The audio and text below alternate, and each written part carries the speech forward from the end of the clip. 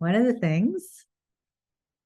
Curious if it's supposed to round my lower back when I lean forward to stand up. When I'm supposed to round.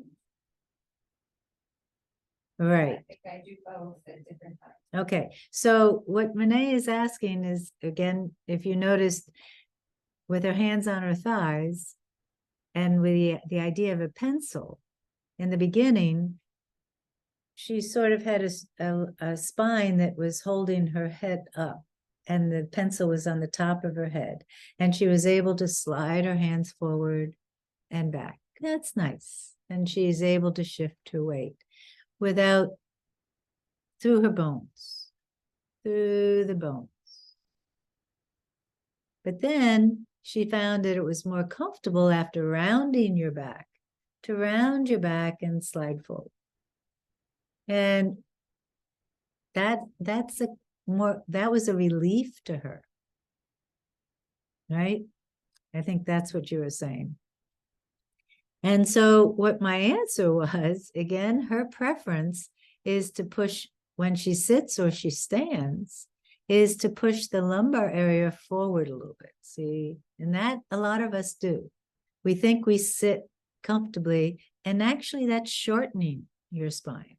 So if you were to think about breathing and that diaphragm plunging down, and that the small of the back expands, you expand, you lengthen that lumbar area, not by pulling in your core, but by breathing and having that girdle of air fully.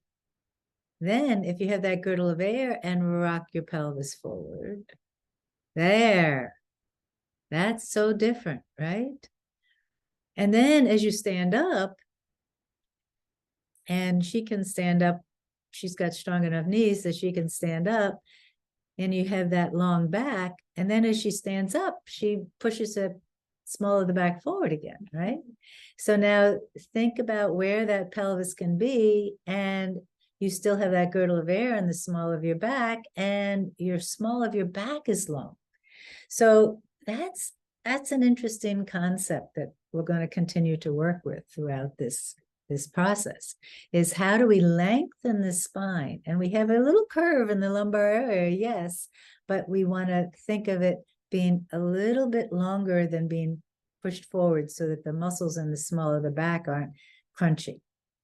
Muscles in the small of the back are lengthening. So how do we do that? That's one of the things we're going to talk about. Okay, thank you.